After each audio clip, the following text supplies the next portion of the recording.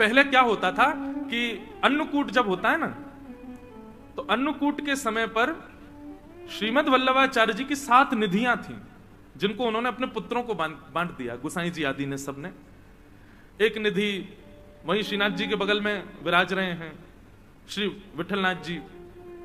फिर आप जो पुष्टि मार्गी होंगे उनको पता होगा, कोई सूरत में विराजते हैं, कोई बड़ौदा में विराजते हैं, कोई कहीं कहीं, ऐसे सब जगह सारे ठाकुर जी विराजमान है। हमारे गोकुल में है, गोवर्धन में है। तो अन्नकूट के समय पे क्या होता था, 7 ठाकुर जी नाथ द्वार आते थे और श्रीनाथ जी के ही अगल बगल में 7 ठाकुर जी एक सिंहासन पर विराजते और एक साथ सबका अन्नकूट होता था। बहुत ध्यान से सुनिएगा। आज भी नाथ द्वार में नियम है कि जब ठाकुर जी का भोग लगता है ना, तो ऊपर अटारी पर बैठ करके सेनाई बजाई जाती है, नगाड़े बजाए जाते हैं, समझ जाओ कि ठाकुर जी का भोग लग रहा है। तो अन्नकूट के समय पर 7 ठाकुर जी आए और श्रीनाथ जी के सामने अन्नकूट रखा गया। बढ़िया प्रेम से ठाकुर जी ने आरोगा, आरोगने के बाद अन्नकूट आदि सब समेट दिया। 7 निधि अपने अपने स्थान को चले गए। तो एक दिन रात्रि में शयन कराने के बाद जैसे ही मुखिया जी, जो पुजारी जी हैं, वो अपने शयन में गए, तो ठाकुर जी स्वप्न में आ गए श्रीनाथ जी, और स्वप्न में ऐसे आके बैठ गए रूठ के। तो गोसाई जी बोले, मुखिया जी बोले, जय जय, कहां भयो, आप उदास लग रहे हो, तो कमी रह गई, कल तो अन्नकूट पायो आपने, चकाचक भोजन किया है, अब तो आनंद आ रहा होगा। श्रीनाथ जी बोले, मेरो पेट ना भरो, यही मारे तुम्हें दुखी है रहूं।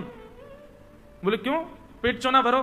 बोले अब इतनी सारी सामग्री सामने रखी, लेकिन वो 7 मेरे बगल में बैठे, एक यहां बैठो, एक वहां बैठो, सबरे इतने सारे बैठे, मुझको तो खावे में संकोच आ रहा, मैं खा रहा हूं तो मुझको यूं लग रही, यूं सोच रहा हूं कैसे खा रहा है, कैसे भर भर के खा रहा है, या हमारे में तो आराम। अब जैसे आप भोजन करो, निश्चित है रेस्टोरेंट में जब जाते हैं भोजन करने तब की स्थिति और घर में जब करते हैं तब की स्थिति अलग होती है। कई लोग होते हैं बाहर जाएंगे तो चम्मच लेंगे, जे लेंगे और बड़े ऐसे खाएंगे जैसे कितने साफ सुथरे हैं, और घर में जब आ जाते हैं तो बनाए महाराज चावल के पहाड़, बीच में कर दिया गड्ढा, उसी में सब्जी, उसी में दाल, उसी में पापड़, उसी में दही। एक हमारे साथ एक पंडित जी हैं, वो विचित्र हैं, वो चावल में दाल डालते हैं, फिर घी डालते हैं, फिर चीनी डालते हैं। दाल चीनी, घी चीनी डाल के कौन खाता भाई, हैं विशिष्ट ऐसे ऐसे पंडित जी हमारे। तो जब आप सहजता में प्रेम से खा रहे होते हो तब आप ये विचार नहीं करते कहां गिर रहा है, कहां कैसे, आप बस पाते हो प्रेम से। लेकिन 4 लोग बैठे हो तो निश्चित है कि आपका मन भी होगा तो आपको नहीं नहीं बस ठीक है, इतना ही रहने दो। ठाकुर जी बोले, मेरो पेट ही ना भरो, मुंह क्यों लग रही, जन कहा सोचेंगे सबरे अगल बगल में बैठे। बोले कैसे भर भर खा रहा है। श्रीनाथ जी से कही, बोले आज्ञा करो जय जय, फिर कहा करूं। बोले एक काम करो, मेरो एक और अन्नकूट करो, और अब की बार कोई को बताइयो मत, एक गुपचुप अन्नकूट करो। और सुनो, ये जो तुम अटारी पे नगाड़े वारे बैठा दो, कहो सबरी पूरी दुनिया पता चल जाए कि मैं भोजन कर रहा हूं, इनको भी अंदर कमरा में बैठा दो, कोई को पता नहीं चलना चाहिए मेरा अन्नकूट है रो। तो इसलिए नाथ द्वार में आज भी 2 बार अन्नकूट होता है। एक बार तो पूरे विश्व को पता रहता है कि ठाकुर जी का अन्नकूट हो रहा है, और एक बार पड़ोसियों को भी नहीं पता होता और श्रीनाथ जी का अन्नकूट हो जाता है। तो उस अन्नकूट का भाव क्या, बोले ठाकुर जी प्रेम से पाते हैं अकेले बैठ करके। इसलिए भैया पर्दा किया करो, ठाकुर जी को अपनी प्राइवेसी चाहिए, उनको अच्छा लगता है। अब हम कथा सुनाने आते हैं, 4 घंटे कोई नहीं जाएगा हमारे लाल जी के कमरे में, तो हमारा भाव क्या रहता है, ठाकुर जी बढ़िया टांग पे टांग धर के पौड़ गए होंगे, बढ़िया डिब्बा, आप सब लोग मिठाई के लाओ तो खोल खोल के देखते होंगे कौन कहा ले क्या आयो, या मैं सीधे खा लूं। मधुमंगल, श्रीदामा, तनसुका, मनसुका सब आ जाते होंगे कमरा में, खूब बिस्तर पर कूदते होंगे, तकियान एक दूसरे को मारते होंगे, और जैसे यहाँ आरती होती होगी फिर ऐसे खड़े हो जाते होंगे, हाँ, अब आवे वारो सहज हो जाओ। तो इसलिए ठाकुर जी को थोड़ा एकांत दो, ठाकुर जी को कभी पर्दा करो, कभी ऐसे करो, उसमें ये भाव मत रखो अकेले रह जाएंगे, नहीं, उनको एकांत की स्थिति कभी कभी प्रिय है, लेकिन कभी कभी, रोज नहीं। तो ऐसी बात है भैया, सेवा में सदैव याद रखो जो आपको अच्छा लगता है वो ठाकुर जी को करना नहीं है, ठाकुर जी को जिसमें सुख मिले वो उनको पधराओ, वो उनको प्रदान करो। कई लोग होते हैं हमें तो ऐसे ही अच्छा लगता है, आपके अच्छे लगने के लिए ठाकुर जी हैं क्या? ठाकुर जी को जिसमें रुचि लगे वो ठाकुर जी को निवेदित करो। कथा क्रम में चलें। कल हम आप सब लोगों ने श्रवण किया कि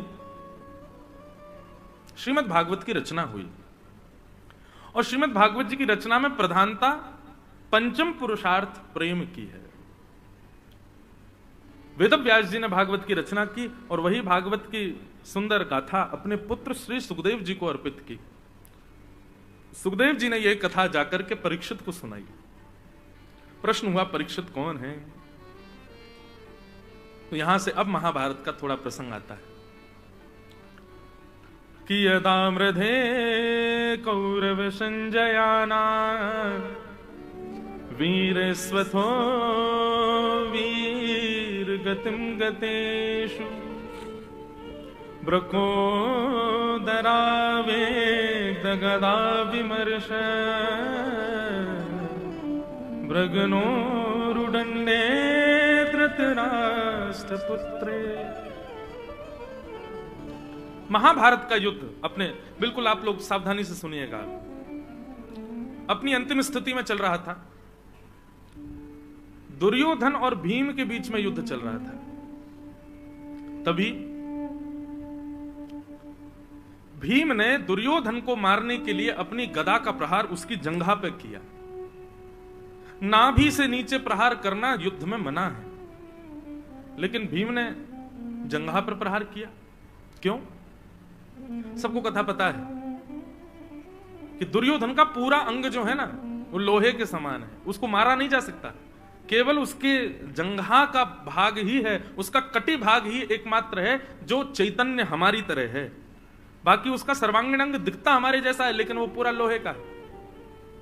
क्योंकि गांधारी ने अपने संपूर्ण जीवन के नेत्रों की ऊर्जा अपने पुत्र को देखने के लिए निर्वस्त्र अवस्था में देख लिया था, लेकिन भगवान ने आकर के ऐसी युक्ति की कि दुर्योधन से कहा, अरे निर्वस्त्र जाओगे मां के सामने, कम से कम एक कौपीन तो धारण कर लो। तो केले का पत्ता आगे लगा लिया। जैसे गांधारी ने नेत्र खोल करके देखा, संपूर्ण अंग लोहे का हो गया, लेकिन उसकी जंघा का भाग जो है वो रह गया। गांधारी ने डांटा, बोले ये तू केले का पत्ता लपेट के क्यों आया? बोले मां आपके सामने निर्वस्त्र थोड़ी आऊंगा। वही दुर्योधन के वध का कारण बना। भीम ने अपनी गदा का प्रहार दुर्योधन की जंघा पर किया और जंघा टूटते ही दुर्योधन गिर पड़ा। महाभारत का युद्ध पांडव जीत गए। पांडव अपने विजय का आनंद कर रहे थे। भगवान ने संपूर्ण पांडवों को उत्सव मनाने के लिए कहा कि कल उत्सव मनाएंगे, अभी रात्रि विश्राम करो। लेकिन तभी अर्धरात्रि में दुर्योधन ने गुरुपुत्र अश्वत्थामा को भेज दिया, जाओ सोते हुए पांचों पांडवों को मार दो। यदि हम हस्तिनापुर की गद्दी पर नहीं बैठेंगे तो ये भी नहीं बैठेंगे। सोते हुए पांडवों को मारने के लिए अश्वत्थामा आया, परंतु भगवान पांचों पांडवों को लेकर के कहीं अन्य स्थान पर चले गए और अश्वत्थामा ने द्रौपदी के सोते हुए 5 बालकों को मार दिया। अंधेरे के कारण उसको पता नहीं चला, 5 बालकों को मार दिया और पूरे पांडवों के समाज में उत्सव की जगह मातम बनने लगा। प्रातःकाल होते ही जब द्रौपदी को पता चला कि मेरे पुत्र मार दिए, द्रौपदी ने रुदन करना प्रारंभ किया। उसके उस आर्तनाद को सुनकर के अर्जुन का क्रोध बढ़ गया। अर्जुन कहने लगा, द्रौपदी तुम रोना नहीं, मैं तुमको वचन देता हूं, मैं प्रतिज्ञा लेता हूं, जिसने भी तुम्हारे 5 बालकों को मारा, वो कोई भी हो, मैं उसको जीवित नहीं छोड़ूंगा। भगवान ने अर्जुन को समझाया, अर्जुन निर्णय लेने में एक बात का ध्यान सदैव रखो। क्या? क्रोध में कभी भी निर्णय नहीं लेना चाहिए।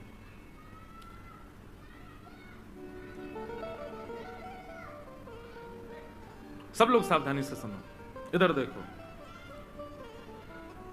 क्या बता रहा था मैं? क्रोध में खेल रहे हैं क्या बच्चे? वाह भैया। तो मैं ये कह रहा था, क्रोध में निर्णय नहीं। जो लोग कहते हैं महाराज जी क्रोध कम करना चाहते हैं, क्या करें, क्रोध कैसे कम होगा? 2 उपाय हैं। पहला, जैसे ही क्रोध आए मौन हो जाओ। भाई थोड़ा तो कुछ करना पड़ेगा। अब आप चाह रहे हो कि कोई जड़ी बूटी मिल जाए उससे क्रोध कम हो जाए, तो ऐसे तो होगा नहीं। थोड़ी प्रक्रिया तो आपको करनी पड़ेगी। तो जब क्रोध आए तब मौन हो जाओ, बोलो नहीं। क्योंकि क्रोध का सबसे पहला प्रभाव, दुष्प्रभाव आपकी जीभ पर होता है। और उस समय आप ऐसी भाषा का भी प्रयोग कर देते हैं जो आपने कभी नहीं बोली है। देखो, या तो जीवन में सत्संग इतना होना चाहिए कि क्रोध भी आए तो आपकी भाषा डगमगाए ना, लेकिन इतना सत्संग जीवन में नहीं है, इतना हमने अभी सत्संग किया नहीं है, तो क्रोध आने पर अपनी जीव को शांत कर लो, बस मौन हो जाओ, कैसे भी करके टेप लगा लो, मुट्ठियां बांध लो, बोले बोलना नहीं है कुछ भी, बस।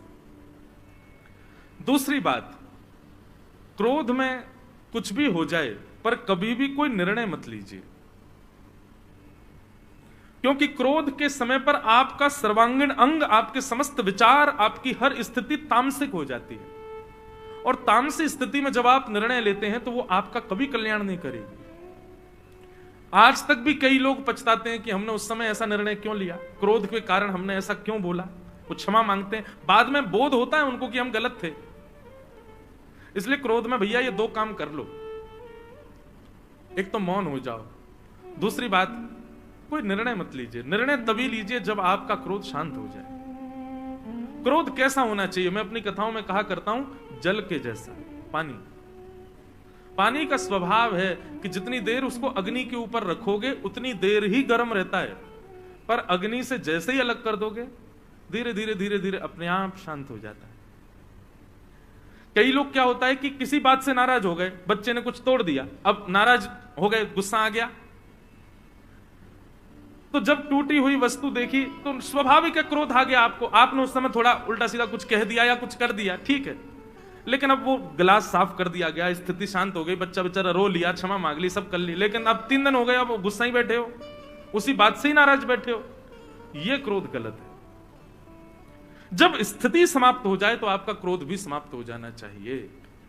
पर जो लोग क्रोध में आकर के वर्षों वर्ष तक क्रोध रहता है, वर्ष तक किसी को क्षमा नहीं करते, वर्ष तक क्रोध में ही रहते हैं, अरे इसने ऐसा किया था मेरे साथ में, ये उचित नहीं है।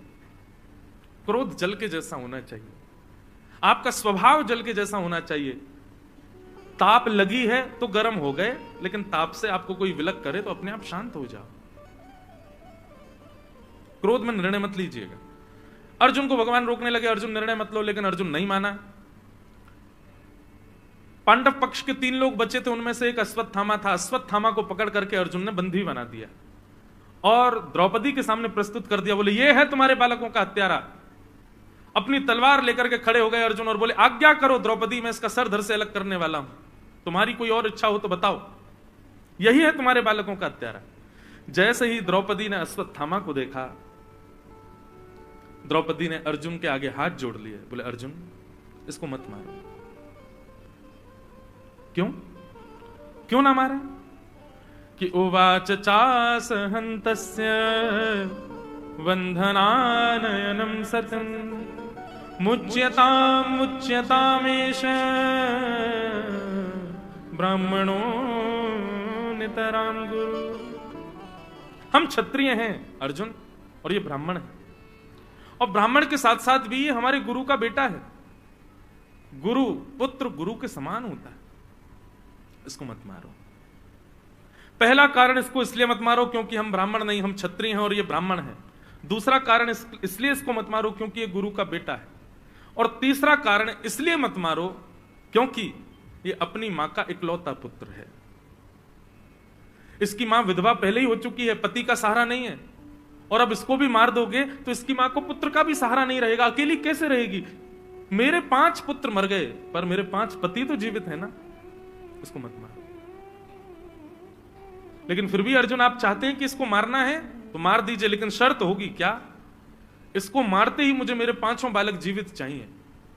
ऐसा हो पाएगा? नहीं। द्रौपदी की बात में धर्मम न्यायम शकरुणम निर्वलीकम शमम महत, ये 5 बातें हैं।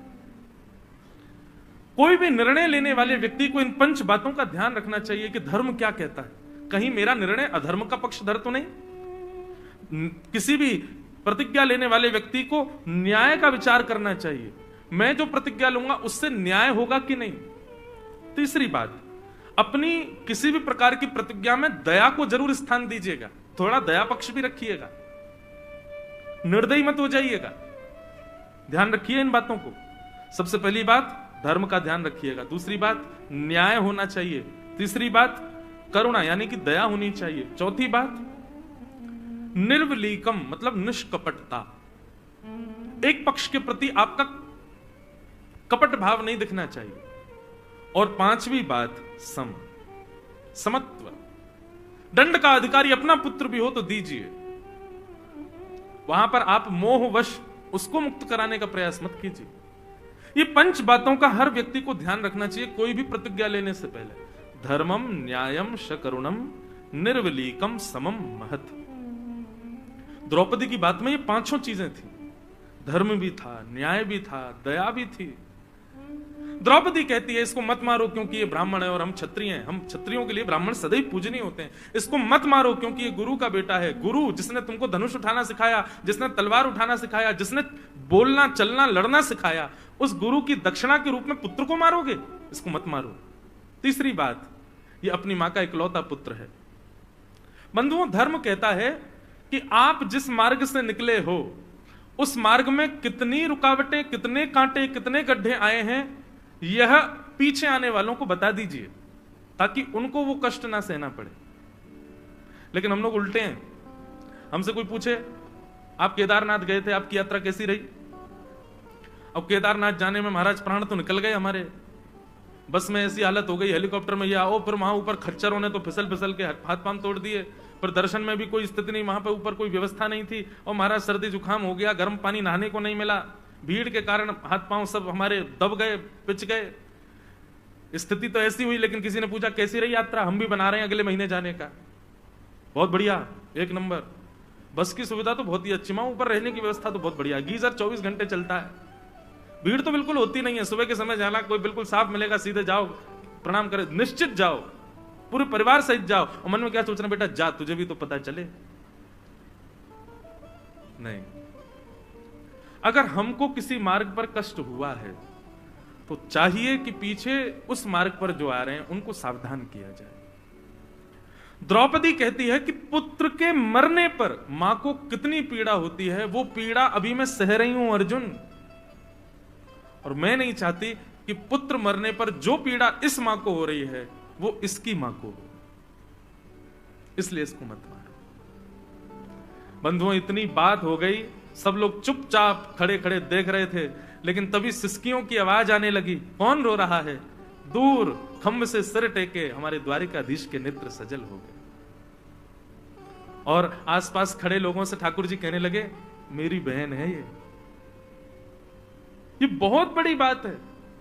अरे मां का इतना ममत्व होता है अपने पुत्र से, इतना ज्यादा ममत्व होता है, वो डराती है अपने पुत्र को, रुक जा तेरे पिताजी को आने तो बताऊंगी उनको मैं, ऐसे करता है ये। लेकिन पिताजी जब आ जाते हैं तो पिताजी को बता भी देगी, लेकिन पिता जैसे डांटने लगे तो तक ठीक है, लेकिन पिता कहीं हाथ उठाने लग जाए तो मां आगे आ जाती, नहीं मारोगे नहीं, सुना कितना भी लो, मारने का अधिकार मेरा है, बस इसको पीटना है, मारना है, घूसे देने, जो करना मैं करूंगी, वो मेरे अलावा कोई ना करे।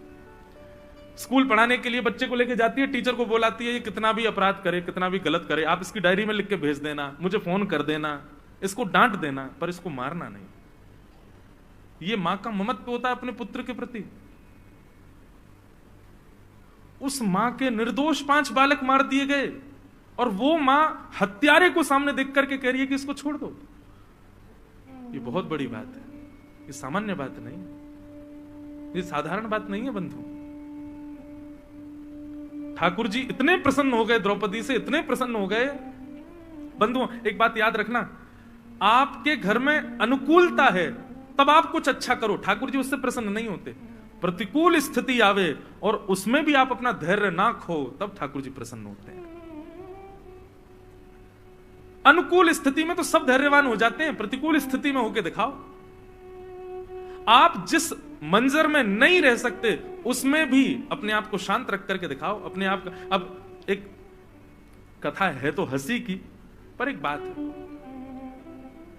वृंदावन में एक संत ने मौन व्रत धारण करने का नियम ले लिया, मैं मौन रहूंगा। कब तक मौन रहोगे? बोले 14 वर्ष तक मौन रहूंगा। 12 वर्ष उनके मौन में निकल चुके थे, लेकिन वो महात्मा क्या करते थे? मौन थे पर हाथ में डायरी पेन लेके चलते थे, और उनको जिसको कुछ कहना होता था लिख करके उसको दे देते थे। किसी को गाली भी देनी होती थी लिख के दे देते थे। ऐसा मौन था उनका। अब संतों में भी आपस में एक दूसरे से आनंद तो लेते ही हैं। एक बार वो महात्मा किसी पंगत में बैठे थे भोजन करने, उनको गुलाब जामुन बड़ा प्रिय था। तो गुलाब जामुन वाले से दूसरे संत ने जाके कह दिया, बोले सुन, सबको गुलाब जामुन देना, वो मौनी बाबा बैठे उनको मत दियो। बोले वो तो गुलाब जामुन के बड़े प्रेमी है, 4 पहले ही रखवा लेते हैं। बोले इसीलिए तो कह रहे हैं उनको मत दियो। बोल वो पाएंगे नहीं, तू देना नहीं उनको। अब लेकर के गुलाब जामुन भोग, गुलाब जामुन प्रसाद सबको देते देते जैसे बाबा के पास गए, बाबा तो उसी की प्रतीक्षा कर रहे थे। अच्छा बाबा नहीं चाहिए, आगे चले गए। बाबा तो मौन, कुछ कह तो सकते नहीं। देखने लगे उसको, बोले चला गया, दिख नहीं गया। घूम करके बेचारा पूरी पंगत में फिर से जैसे ही आया, तो बाबा ने पूड़ी भी नहीं खाई, अभी ऐसे ही बैठे थे तान के, बोले अब के दे के जाएगा। जैसे ही आया, बाबा गुलाब जामुन, अच्छा अभी ये नहीं खाया, इसके बाद पाओगे, ठीक है बाबा ठीक है, आगे चले गए। 3-4 बार उस व्यक्ति ने गुलाब जामुन दिखा करके भी नहीं दिया। 5वीं बार जब वो आए तो बाबा क्रोध में तिल मिला रहे थे, बोल सकते नहीं कुछ भी, और बाकी के महात्मा आनंद ले रहे थे, बोले अब आएगा आनंद। जैसे ही गुलाब जामुन लेके आया तो बाबा उसका हाथ पकड़ दिया, अच्छा बाबा ठीक है, अभी थोड़ी देर में लेके आऊं। आगे जैसे निकला, बाबा खड़े हो गए, बोले इधर दे रहा उधर दे रहा, बीच में क्यों नहीं रख रहा, यहां क्यों नहीं दे रहा मेरी पत्तल पर। सब बोले बाबा मौन। बाबा बोले राम राम राम राम, हो गया कल्याण हमारा, 14 वर्ष का मौन 12 वर्ष में टूट टाट गया। सब ने आकर के हृदय से लगाया, बोले अब 12 साल का ही रहने दो बाबा, प्रेम से गुलाब जामुन पाओ।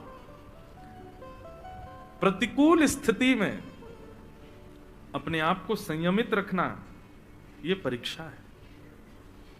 अनुकूल स्थिति में तो कोई भी रह लेगा, अनुकूल स्थिति में तो अपने ऊपर संयम कोई भी कर लेगा, प्रतिकूल में करके दिखाओ। जब दूसरों पे आती है तो सब उपदेश देने पहुंच जाते हैं, ऐसा करो अरे राम राम, ऐसा नहीं तुमको ऐसा करना था, ऐसा नहीं तुमको ऐसा करना था, ओहो तुमने ये गलती कर दी इसीलिए ऐसा हुआ है। लेकिन जब वही घटना खुद के ऊपर आ जाती है तो सब भूल जाते हैं, हम लोग निकल जाते हैं सब बाहर, कुछ नहीं कर पाते। लेकिन द्रौपदी की कितनी श्रेष्ठ बात, अपने बालकों के हत्यारे के लिए भी वहां पर वो धर्म का विचार कर रही है, न्याय का विचार कर रही है, करुणा का विचार कर रही है, समता का विचार कर रही है, निष्कपटता का विचार कर रही है, एक मां की पीड़ा का विचार कर रही है, उसके ब्राह्मणत्व का विचार कर रही है, वो गुरु का बेटा है इस बात का विचार कर रही है। कोई रीझा हो चाहे ना रीझा हो, पर श्याम सुंदर रीझ गए द्रौपदी से। क्रिया सदैव ऐसी करो जिससे ठाकुर जी प्रसन्न हो। हम लोगों की ऐसी कभी कभी ओछी हरकतें हो जाती हैं कि केवल 4 लोगों को खुश करने के लिए हम वो काम कर देते हैं, नहीं, क्रिया सदैव ऐसी करो जिससे श्याम सुंदर प्रसन्न हो। द्रौपदी पर भगवान रीझ गए। अर्जुन ने भगवान से पूछा, भगवान आप ही बताओ मैं क्या करूं। भगवान बोले, ब्रह्म बंधुर न हंतव्य आतताई बधारह। अर्जुन, ब्राह्मण कैसा भी क्यों ना हो उसको मारना नहीं चाहिए, परंतु बालकों का हत्यारा कोई भी क्यों ना हो उसको छोड़ना नहीं चाहिए। अश्वत्थामा ब्राह्मण है इसलिए इसको मारना नहीं है, अश्वत्थामा छोटे बालकों का हत्यारा इसलिए इसको छोड़ना भी नहीं। अर्जुन समझ गए मुझे क्या करना है, मतलब मृत्यु दंड से भी कोई बड़ा दंड इसको देना है। और बंधुओं आज आप स्पष्ट सुन लीजिएगा, मृत्यु दंड से भी एक बड़ा दंड होता है, क्या? प्रतिष्ठित व्यक्ति का भरे समाज में अपमान। ये मृत्यु दंड से भी बड़ा दंड है। और एक और बात कहें, बहुत सम्मान की इच्छा रखने वाले व्यक्ति के लिए मृत्यु दंड से भी बड़ा है दंड उसका अपमान हो जाना। और ऐसा व्यक्ति जब तक मरता नहीं तब तक अपने अपमान की अग्नि में जलता रहता है। मृत्यु को प्राप्त करने वाला व्यक्ति 5-6 घंटे में फिर भी चिता में जल जाता है, परंतु अपमान के अग्नि में जलने वाला व्यक्ति जीवन पर्यंत जलता रहता है। भगवान ने कहा, ये गुरुपुत्र है, इसको बहुत सम्मान मिला है, इसकी सब रेस्पेक्ट बहुत करते हैं। आज वही समाज इसके सामने खड़ा है जो इसका सम्मान करता है, सबके सामने इसका अपमान करो, यही इसका दंड है। आधी मूंछ, आधी दाढ़ी और आधे केश मूड़ करके अर्जुन ने उसकी ब्रह्म तेज की मणि को निकाल करके धक्के देकर के सभा से बाहर कर दिया। बोले यही उचित दंड है इसके लिए। अश्वत्थामा, अपमान हो गया अश्वत्थामा का। भगवान अब कहने लगे, भैया आप सब लोग अब अपने हस्तिनापुर की गद्दी संभालो, सब लोग व्यवस्थित हो जाओ, मैं द्वारिका जा रहा हूं। जैसे ठाकुर जी द्वारिका के लिए प्रस्थान करने लगे, इतने में ही बंधुओं अश्वत्थामा ने अर्जुन की पुत्र वधू उत्तरा के गर्भस्थ शिशु को मारने के लिए ब्रह्मास्त्र छोड़ दिया। आकाश में ब्रह्मास्त्र देख करके उत्तरा दौड़ी दौड़ी भगवान के रथ के पास गई। भगवान द्वारिका को जा रहे थे कि पाहि पाहि महायोगिन देव देव जगतपते नान्यम तद्भयम पश्ये यत्र मृत्यु परस्परम। त्राहि माम द्वारिकाधीश, मेरी रक्षा करो।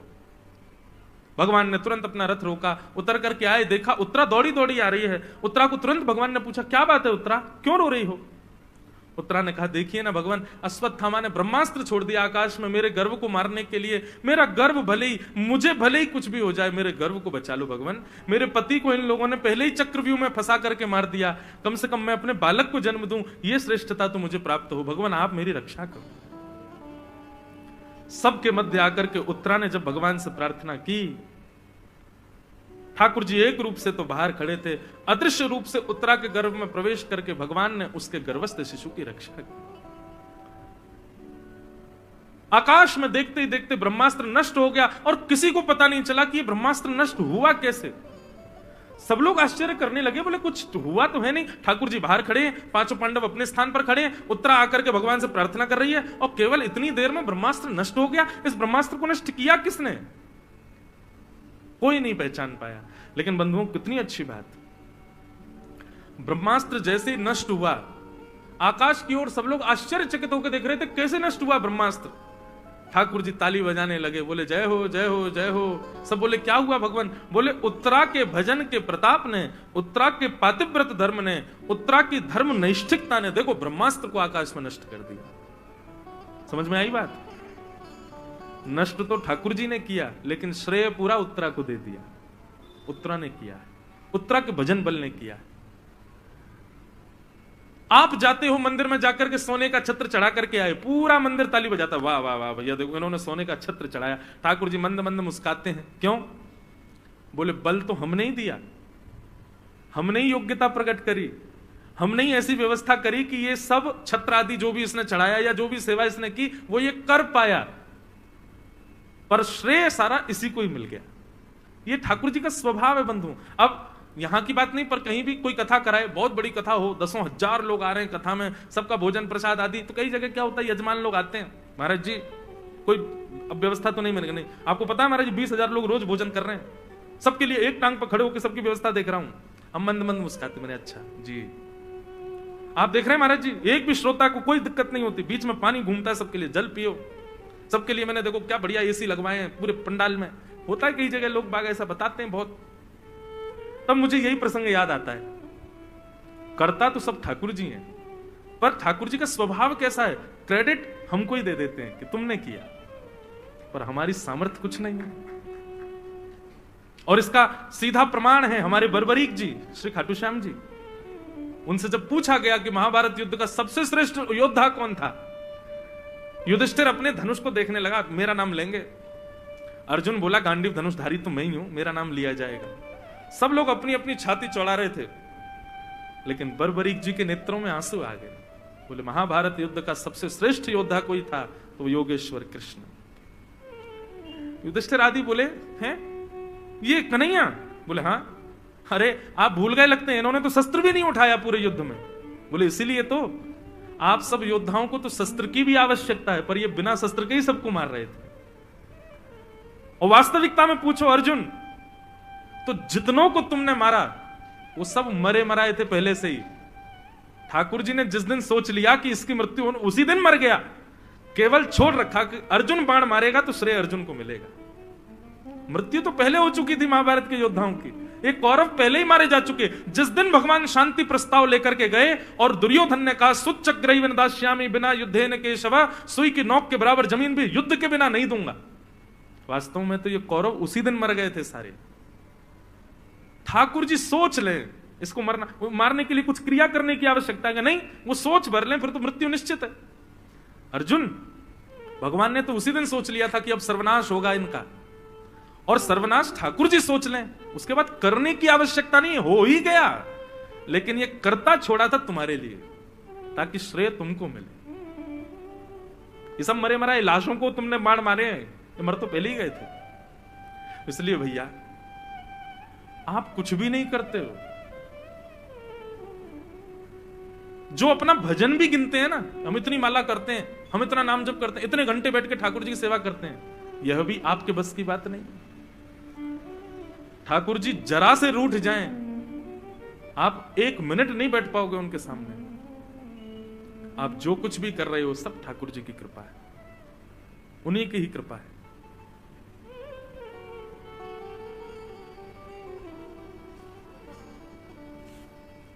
भगवान ने श्रेय दे दिया उत्तरा को। सब लोग कहने लगे अरे कैसे ब्रह्मास्त्र नष्ट हुआ? भगवान बोले उत्तरा का पातिव्रत है, ये उत्तरा का भजन बल है, उत्तरा की धर्म निष्ठिकता। उत्तरा तुझको प्रणाम है भैया, तेरे धर्म बल ने देख ब्रह्मास्त्र को नष्ट कर दिया आकाश में। उत्तरा को भी लगने लगा हाँ ये तो जरूर मेरे ही बल से नष्ट हुआ है। ठाकुर जी मंद मंद मुस्काने लगे, सब उत्तरा की प्रशंसा करने लगे, लेकिन कोने में खड़ी कुंती बुआ भगवान को देख रही थी। पास आई भगवान के, ठाकुर जी बोले कहो बुआ, देखो कैसी बहू आपके घर में उत्तरा, इसका भजन बल, इसका धर्म बल, इसकी पातिव्रत सेवा, इस सबके बल से देखिए आज इसने ब्रह्मास्त्र को नष्ट कर दिया। कुंती बोली ठाकुर जी आप कितने चतुर हो, मैं ये गहराई नाप नहीं पा रही हूं, आप बहुत चतुर हो। ठाकुर जी बोले क्यों, ऐसा क्यों कह रही हो? बोले मुझे सब पता है, उत्तरा के गर्भ के शिशु को उसके धर्म बल ने नहीं बचाया। यदि उसका धर्म बल भजन बल में इतनी सामर्थ होती ना तो अभिमन्यु जीवित खड़ा होता है यहां पर। जिस अभिमन्यु को चक्रव्यूह से नहीं बचा पाया कोई, उस उत्तरा का बल इतना हो गया कि वो अपने गर्भ के बालक को ब्रह्मास्त्र से बचा लेगी, अपने पति को बचा लेती। ये सब आपकी कृपा है। आप एक रूप से बाहर खड़े थे और दूसरे अदृश्य रूप से आपने भीतर प्रवेश किया और भीतर जाकर के अपनी गदा को घुमाया है, उसी के बल से ही ये नष्ट हुआ है और श्रेय दे रहे उत्तरा को। ठाकुर जी तुरंत गए, कुंती बुआ का मुंह बंद कर दिया, चुप रहो बुआ, काय को पोल खुल रही है, लगे रहने दो, देखो सब देखो उत्तरा की प्रशंसा कर रहे हैं। कुंती एकांत में ठाकुर जी को ले गई और बोली अब मेरी बात सुनिए, मुझे आपकी स्तुति करनी है भगवान। और कुंती ने भगवान की प्रथम, श्रीमद् भागवत की सबसे पहली स्तुति है कुंती स्तुति। भक्त ठाकुर जी के भेद को पहचान जाते हैं भगवान। ठाकुर जी सबसे छुपा लेंगे अपनी क्रियाओं को, लेकिन एक वैष्णव से नहीं छुपा सकते। ठाकुर जी की हर लीला वैष्णव खोज लेता है। कुंती ने भगवान की स्तुति गाई, बहुत सुंदर स्तुति है कुंती की। कुंती भगवान से कह रही है कि नमस्ये पुरुषम त्वाद्यम ईश्वरम प्रकृते परम अलक्ष्यम सर्वभूतानां अंतर्बहिरवस्थितम। हे नाथ, आप पूरे जगत कारण हो, आप साक्षात भगवान हो, मैं आपको प्रणाम करती हूं, मैं आपको नमस्कार करती हूं। कुंती ने बंधुओं अपनी स्तुति में एक बात सिद्ध कर दी। हम सब वैष्णवों को कुंती संकेत करते हुए कहती है कि एक भक्त भगवान को कुछ नहीं दे सकता, कुछ भी नहीं। केवल एक वस्तु आप ठाकुर जी को दे सकते हो, क्या?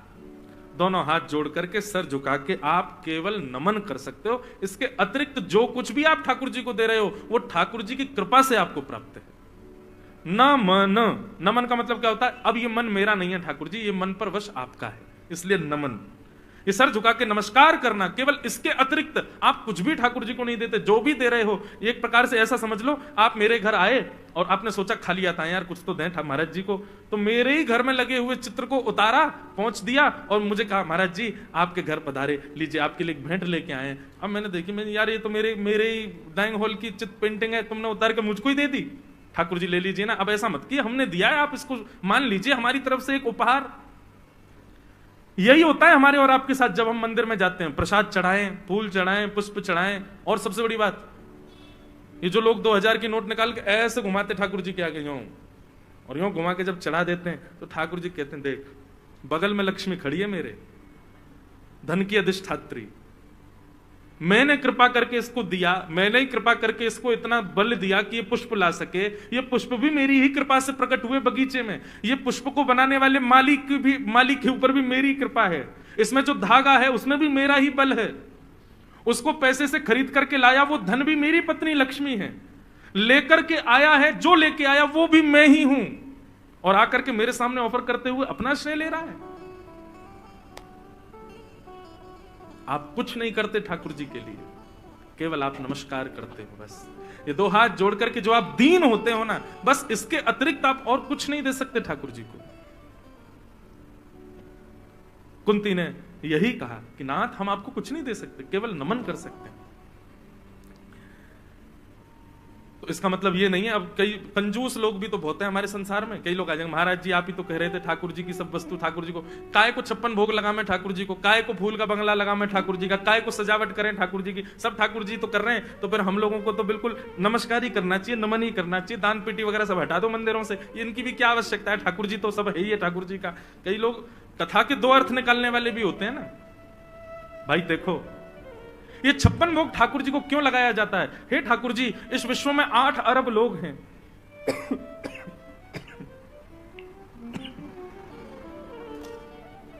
ध्यान से सुनिए। हे ठाकुर जी, इस विश्व में 8 अरब से भी ज्यादा लोग हैं, और 8 अरब से भी ज्यादा तो मानव हैं। उसके अलावा चींटी कितनी, पशु पक्षी कितने, जल के जंतु कितने आदि, और ये सब कितनी मात्रा में है कुछ पता थोड़ी है। परंतु भगवान, ये सारा विश्व आपके गर्भ में रहता है।